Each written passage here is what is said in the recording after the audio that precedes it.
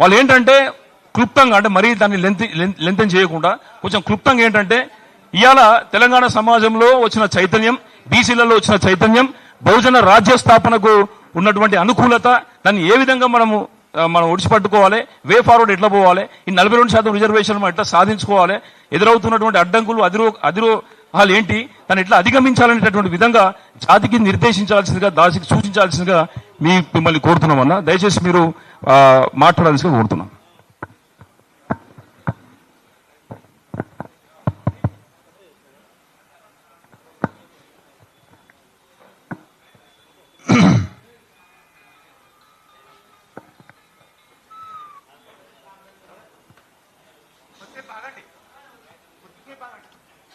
అఖిలపక్ష బీసీ నాయకుల round table సమావేశం విద్యా ఉద్యోగ రంగాల్లో 42% రిజర్వేషన్ల అమలు సాధనకై రౌండ్ టేబుల్ సమావేశానికి సభాధ్యక్షులు బీసీల దాసు సురేష్ గారికి, మరియు వేదిక మీద ఉన్నటువంటి మధుసూదనాచారి గారు, మాజీ అసెంబ్లీ స్పీకర్ గారికి, మరియు ఆర్ కృష్ణయ్య గారు, పార్లమెంట్ సభ్యులు, జాతీయ బీసీ ఉద్యమ నాయకులు, ఆ తర్వాత ఈ సభలో పాల్గొంటున్న చిరంజీవులు గారు, రిటైర్డ్ ఐఏఎస్ ఆఫీసర్ గారికి,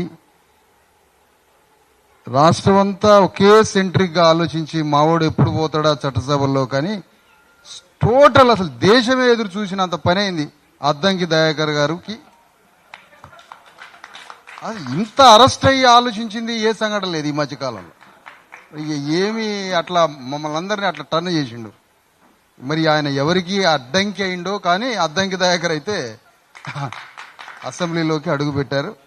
ఆ తర్వాత వేదిక మీద ఉన్నటువంటి అన్నగారు నాయక్ గారు, మన జెడ్పీటీసీ చేసిన దాసరామ్ నాయక్ గారికి, అన్నిటికన్నా ముఖ్యంగా జ్ఞానంలో అసామాన్యంగా ఉండి హృదయంలో పసిబిడ్డలాగా ఉన్న విఠల్ గారికి,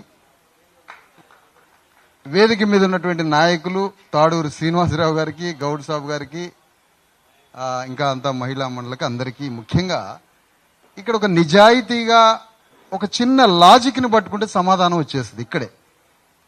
ఏమిటి ఆ లాజిక్ అంటే, సమాజంలో కొన్ని వర్గాల తరఫున యుద్ధం జరుగుతూ ఉంటుంది. ఆగండి సార్, ఒక్క నిమిషం ప్లీజ్. ఒక వర్గాల కోసం యుద్ధం జరుగుతూ ఉంటే ఆ యుద్ధ వీరుణ్ణి విప్లవకారుడు అంటారు. ఆ విప్లవకారుడు వల్ల మాత్రమే రాదు. ఆ విప్లవం పాలక వర్గంలో ఉండే ఒక దౌత్య నాయకుడి ద్వారా కూడా విప్లవం సాధ్యమైంది. అంటే విప్లవకారుడు ఉండాల్సిందే, దౌత్యకారుడు ఉండాల్సిందే. ఈ రెండు వర్గాలు కాకుండా మూడో వాడు దళారీ ఉంటాడు. ఈ దళారీ పని పూర్తిగా జాతుల్ని అమ్మేయడమే. అతనికి ఆత్మ ఉండదు, సోల్ ఉండదు, హృదయం ఉండదు, ఏముండదు. ఒక రకంగా చెప్పాలంటే అతను ఒక రకమైన దళారీ, ఇంకా చెప్పాలంటే బిజినెస్ మ్యాన్. అంటే ఒక విప్లవకారుడు, ఒక దౌత్యవేత్త, ఒక దళారీ. నేను విప్లవకారుడు గురించి మాట్లాడట్లేదు, అంత విప్లవాన్ని మనం కోరుకునే పరిస్థితి లేదు. రెండవది దౌత్యకారుడు గురించి మాట్లాడుతున్నాం. ఈ సమావేశం అంతా దౌత్యకారులతో నిండి ఉన్నది. ఒక యుద్ధం అనివార్యమైనప్పుడు పాలక వర్గాల్లో ఉండేటువంటి దౌత్యవేత్తలే ఆ సమస్యని పరిష్కరిస్తారు. దౌత్యకారుడికి ఆత్మ నిండి ఉంటుంది. ఉదాహరణకు అనుకుందాం, పార్లమెంటు మొత్తం బీసీలను ఊచకోత కొయ్యాలి అని ఒక నిర్ణయం తీసుకుంటే ఆర్ కృష్ణయ్య దాన్ని విభేదించి పార్లమెంటుకి రాజీనామా చేసి బయటకు వస్తాడు. అది హృదయం అంటే, అది హృదయం. అయితే ఇక్కడ దౌత్యకారుడికి హృదయము, ఆత్మ కట్టబడి ఉంటే, తన తాత్విక చింతనతో అతని ఆత్మ కట్టబడి ఉంటే పాలక వర్గాల సింహాల నుంచి ఖచ్చితంగా అతను బయటికన్నా వస్తాడు. పాలక వర్గాలని ఒప్పించి ఆ దౌత్యాన్ని ఫలింపజేసి మన చట్టాన్ని తీసుకొని వస్తాడు. అయితే ఇక్కడ ప్రధానమైన సమస్య, తమిళనాడులో అసలు బీసీలే యుద్ధం చేసి రాజ్యానికి వచ్చిండ్రు. అయినప్పటికీ ఒక బ్రాహ్మణ వనిత అక్కడ ముఖ్యమంత్రి అయింది. అంటే బయట ఉన్న పరిస్థితికి తగ్గట్టుగా తాను ఏం చేయాల్సి ఉంటాయి. బయటనేమో బీసీ వాదంతో, అణగారిన వర్గాల వాదంతో రాజ్యానికి వచ్చారు కరుణానిధి. కానీ ఈమె ఏం చేయాలి? ఈమెకి అక్కడ అవకాశం బీసీలకి 69% రిజర్వేషన్లని అణగారిన వర్గాలకి బిల్లు తీసుకొని వచ్చింది పార్లమెంట్లో. విశ్వనాథ్ ప్రతాప్ సింగ్ ఒక క్షత్రియ ఠాగూరు. బయట ఒక పెద్ద బీసీ వాదం వస్తుంది. దేవిలాల్ అనే జాటు, ఆ జాటుతో కాన్షీరామ్ గారు జతగట్టి పార్లమెంటు ముందు టన్నుల కొద్దీ గోధుమ పిండి పోసుకొని రొట్టెలు చేసుకొని తినుకుంటూ అక్కడే ఉద్యమం చేస్తున్నారు. ఇలాంటి ఉద్యమం జరుగుతున్నప్పుడు మండల్ కమిషన్ నేనే అమలు చేస్తే అని ఒక క్షత్రియ పుత్రుడు విశ్వనాథ్ ప్రతాప్ సింగ్ నెత్తి మీద వేసుకున్నాడు. అంటే ఇక్కడ ఏం జరుగుతున్నది అంటే, సమాజంలో కొన్ని అనివార్య పరిస్థితులు ఏర్పడ్డప్పుడు పాలక వర్గాలలో ఉండే దౌత్యవేత్తలే ఆ పనిని ముగిస్తారు అని అర్థం. కానీ తెలంగాణలో ఆ దౌత్యవేత్తలనన్నా మనం సృష్టించుకోవాలి. ఒకేసారి పాలక వర్గంలో మనవాడు ఉండేసరికి మనవాడు మన గురించి మాట్లాడతాడో లేదో అనే పరిస్థితుల్లో నుంచి దౌత్య పాత్రనన్నా పోషిస్తారా? అంబాసిడర్గా బీసీ ఎస్సీ ఎస్టీ అణగారిన వర్గాల నుండి ఒక అంబాసిడర్ పాలక వర్గాలని ఒప్పించే ప్రక్రియ. పాలక వర్గాలను ఒప్పించాలంటే దౌత్యకారుడు చతురత కలిగి ఉండాలి. ఏం చతురత? మాలాంటి వాళ్లతో అగ్గి రాజేసి ఒక బడబాగ్ని రగిలేటట్టు మనవాళ్లతో చేసి రేవంత్ రెడ్డికి మోడీకి అవతల తగలబడుతుంది సార్, మీరు చట్టం తీసుకురండి అనే చతురత పోషించాలి. నిప్పు పెట్టాల్సిందే, రేవంత్ రెడ్డికి మోడీకి దగ్గరికి పోయి ఆడ కాలుతుంది, మీరు చట్టం చేస్తారా చేయరా అని అనాల్సిందే. ఈ రెండు పనులు మీరు చేయలేదనుకోండి, అప్పుడు దౌత్యవేత్తగా కూడా విఫలమైపోతారు. మొదట విప్లవకారుడు అనుకున్నాం, అది జరగలేదు. ఓకే, మనం అందరం కాంచీరాములు కాలేము. పాలక వర్గాల్లో ఉన్న దౌత్యకారులు, ఇది ఎలా అర్థం కావాలి అంటే, అంబేద్కర్ విప్లవకారుడు, బయట ఉండి ఒక యుద్ధం చేస్తున్నాడు. పాలక వర్గాల్లో జగజీవన్ రావు ఉన్నాడు, కానీ దౌత్యంగా సఫలమై చట్టాలను అమలు చేసే పాత్రలో ఇందిరాగాంధీ దగ్గర ఉన్నాడు. అలాంటి దౌత్యవేత్త పాత్ర ఈ వేదిక మీద ఉన్న పాలక వర్గాల మిత్రులంతా పోషించాలని, ఆ పాలక వర్గాలలో ఉండి మీరు ఆ చట్టాలను తీసుకొచ్చి చరిత్రలో నిలబడాలని కోరుతా ఉన్నాను నేను. మీరు పాలక వర్గాల్లో ఉండంగానే మేమేదో అనట్లేదు, కానీ మీకు దౌత్యవేత్త పాత్ర పోషించే అరుదైన అవకాశం మీకు కలిగింది. ఆ అరుదైన అవకాశాన్ని నిలబెట్టుకుంటే చరిత్రలో సజీవంగా నిలబడతారని ఈ పాలక వర్గాలని మాలాంటి వాళ్ళని కోరుతా ఉన్నాం. ఇది చాలా అవసరం. సమాజం ఎంత భయంకరంగా ఉందంటే, నువ్వు కత్తి తీసుకొని బయలుదేరినావు పాలక వర్గం మీదకి. ఇప్పుడు పాలక వర్గం ఏం చేస్తాడంటే, నిన్ను చంపనన్న చంపాలా, లేదా నీ అవతారమే ఆయనన్న ఎత్తాలా. అంటే బీసీ వాదాన్ని వాళ్లే పాలక వాళ్ళ మీద వేసుకొని పనిచేస్తారు. ఎస్సీ ఎస్టీ వాదాన్ని పాలక వర్గాల మీద వేసుకుంటారు, లేదా మనల్ని నిర్మూలించే పని అన్న చేస్తూ ఉంటారు. పాలక వర్గమే మనలాగా మాట్లాడడం, పాలక వర్గమే విప్లవకారుడుగా మాట్లాడటం, పాలక వర్గమే విప్లవకారుడుగా రూపాంతరం చెందినట్టుగా మాట్లాడుతుంటాడు. కాబట్టి ఇక్కడ స్పష్టమైన చిత్రం ఏం చేయాలంటే, ఈ భారత రాజ్యాంగ ఆత్మని ఆచరణాత్మకంగా పెట్టే ఒక పని, ఈ చట్టాలు మన ముందు ఉన్నాయి. అది 69-70% పార్లమెంటు చట్టమా, లేదంటే 42% నుంచి 50% వరకు పెంచుకోవడమా, లేదా 42% చేసుకోవడమా, లేకపోతే రాహుల్ గాంధీ ఆదర్శంగా కులగణన అనే ఒక చట్టాన్ని, లేదా కులగణన అంటే యూరప్ సమాజంలో జనగణన ఉంటుంది అమెరికన్లో, అది భారతదేశానికి అన్వయిస్తే అది కులగణనగా మారిపోయాడు. ఇక్కడ కులాన్ని లెక్క పెట్టాల్సింది. ఎంత పెద్ద ఆదర్శ సిద్ధాంతాన్ని ప్రపోజ్ చేశాడంటే మన రాహుల్ గాంధీ, అది ఒక రకంగా చెప్పాలంటే మతానికి ఇరువుడుగా తెచ్చిండా, లేదా నిజంగా ఆచరణాత్మకంగా తెచ్చాడా అనేది రేపు అమలయ్యే సందర్భంలో చూడాల్సిన సందర్భం.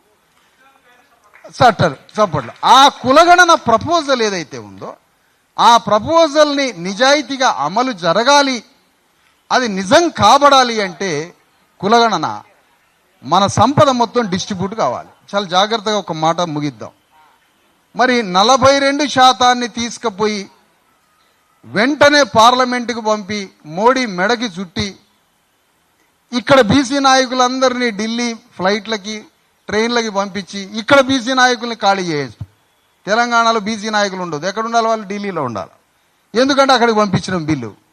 వీళ్ళంతా అక్కడికి పోతే మరి తెలంగాణలో ఉన్న సంపదని ఎవరు డిస్ట్రిబ్యూట్ చేయాలి? అమ్మా, తెలంగాణలో సంపద ఉన్నది, తెలంగాణలో బడ్జెట్ ఉన్నది, తెలంగాణలో పంచగలిగే భూమి 10 లక్షల ఎకరాలు ఉంది. మరి రాహుల్ గాంధీ గారు చెప్పినట్టుగా తెలంగాణలో ఉన్న 10 లక్షల ఎకరాల భూమిని పంచడానికి మనం అందరం ఢిల్లీ పోతున్నాం. మరి ఎందుకు ఢిల్లీ పోతున్నాం? ఈ చట్టం అక్కడ పోయింది, నువ్వు అక్కడ గొడవ చేయాలి. అందుకనే ఆడా ఉంటా ఈడా ఉంటా అన్నట్టుగా తెలంగాణలో భూమిని, సంపదని, తెలంగాణలో ఉన్న రాజ్యాన్ని, తెలంగాణలో వనరులని, తెలంగాణలో పోగుబడుతున్న, కేంద్రీకృతమవుతున్న, సెంట్రిక్గా పోగుబడుతున్న రాజ్యము, సంపద, భూమిని డిస్ట్రిబ్యూట్ చేయాలంటే ఇక్కడ కూడా యుద్ధాన్ని మొదలు పెట్టాలి. ఇక్కడ మొత్తంగా చెప్పొచ్చేది ఏంటంటే, మన ధర్మము, న్యాయము, సత్యము ఏదైతే మన వర్గాలకు సంబంధించిన ఫిలాసఫీ ఏదైతే ఉందో అది హృదయంలో ఆత్మగా కట్టబడి ఉన్నప్పుడు దౌత్యవేత్తగా అతను సక్సెస్ అవుతాడు. ఒకవేళ ఆత్మే లేకపోతే పాలకుడి మనిషిగా మారిపోతాడు. ఏ పాత్రకి వెళ్దామనేది చాలా పెద్ద విషయం. ఇది ఎంత పెద్ద సబ్జెక్ట్ అంటే ఇది. అందుకనే ఈ ఆత్మ అంటే ఆత్మేం కాదు, లేదా పరమాత్మ అనట్లే, స్పిరిచువల్ థియరీ చెప్పట్లే.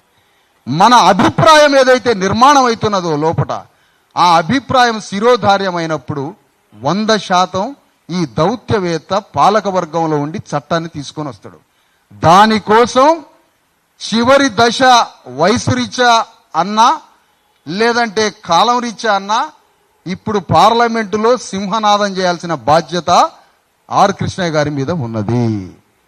ఇక యుద్ధం చేయాల్సిందే, అటు పాలక వర్గాన్ని మెప్పించాల్సిందే.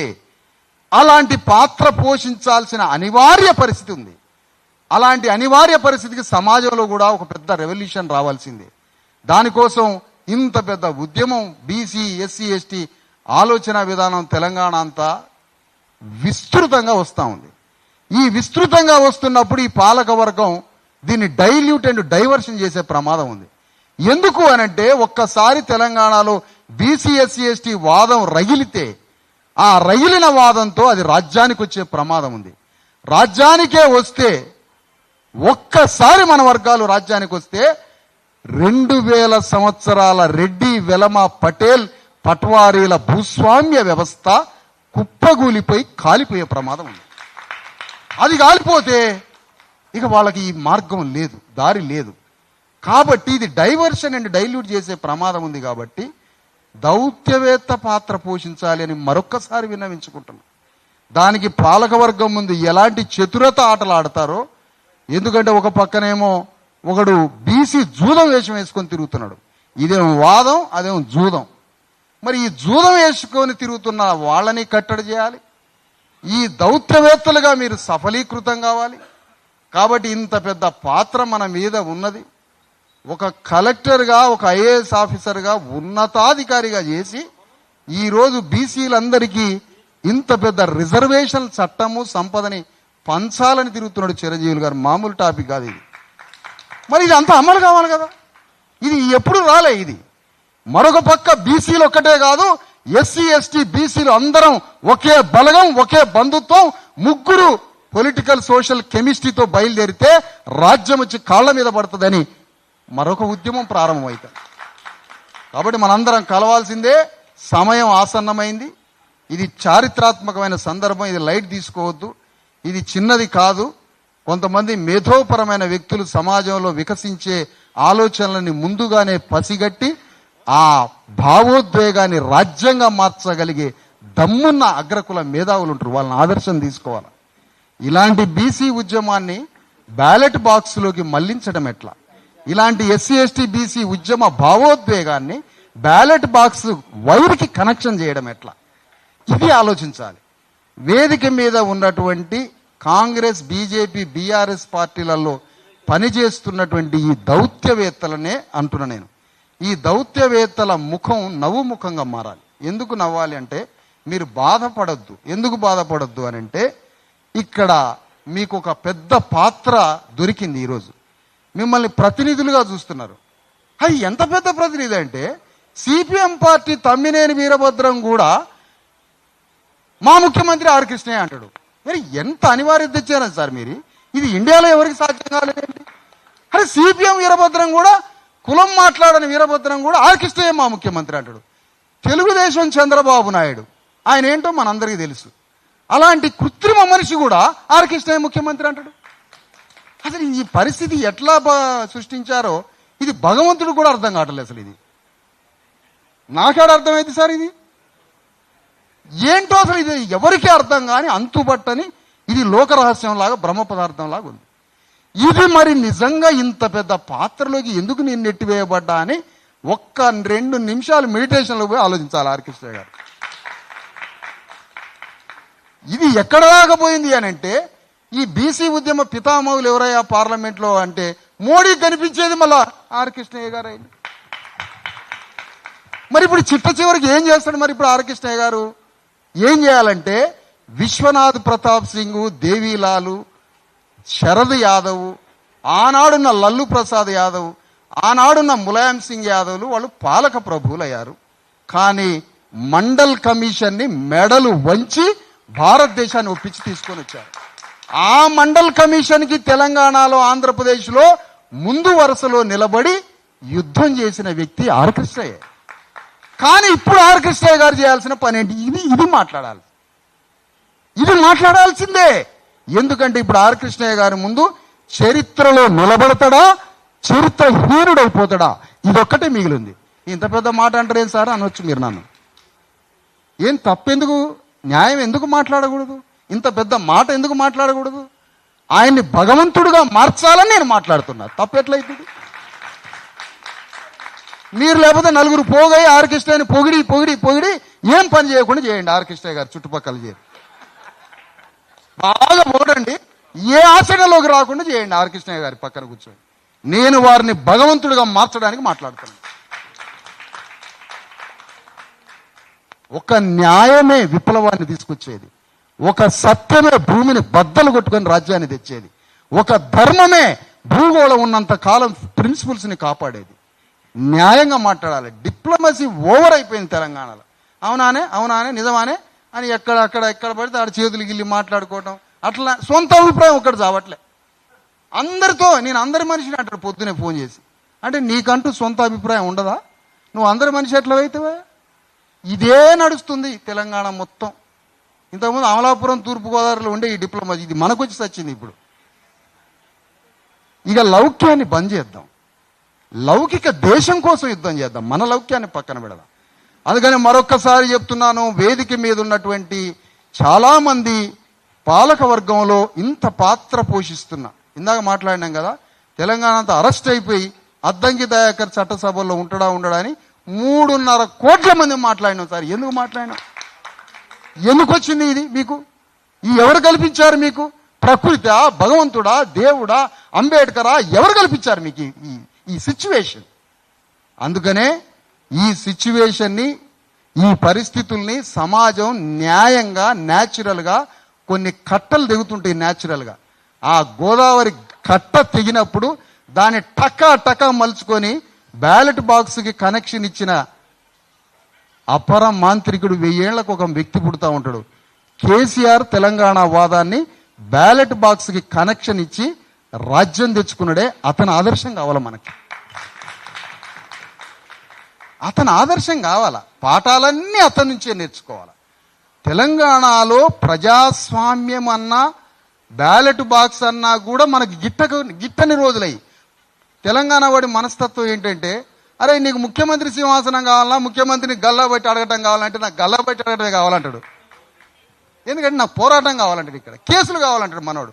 నా మీద 70 కేసులు ఉన్నాయి సార్ అంటాడు. పరిచయం కాకముందు పేరు చెప్పాడు. నా ముందు 70 కేసులు ఉన్నాయి సార్ పోలీస్ స్టేషన్లలో అంటాడు. మంచిదే ఇదంతా, కానీ వారెట్లా చేయాలని అవసరం.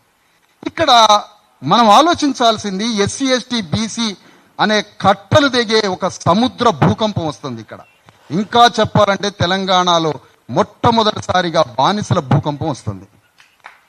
ఈ బానిసల భూకంపాన్ని బ్యాలెట్ బాక్స్కి కనెక్షన్ ఇవ్వకపోతే ఆ ఆల్టర్నేటివ్ యుద్ధం మనం చేయకపోతే, మన వర్గాల్లో ఉన్న వారు దౌత్యవేత్తలుగా పాల్గొనకపోతే మనకి రాజ్యం రాకపోగా మళ్ళా దీన్ని మొత్తాన్ని డైల్యూట్ చేసి పాలక ప్రభువే బీసీ నాయకుడిగా అవతారం ఎత్తి మనల్ని డైల్యూట్ చేసే ప్రమాదం ఉంటుంది. కాబట్టి విప్లవకారులు బయట ఉంటారు, దౌత్యకారులుగా మీరు ఆ చరిత్ర పోషించాలని మిమ్మల్ని గౌరవంగా నేను వేడుకుంటున్నా. దీంట్లో ఉన్న లాజిక్ని అర్థం చేసుకోమని మీ అందరినీ కోరుతూ వేదిక మీద ఉన్న పెద్దలకి అందరికీ జై భీమ్, జై భారత రాజ్యం.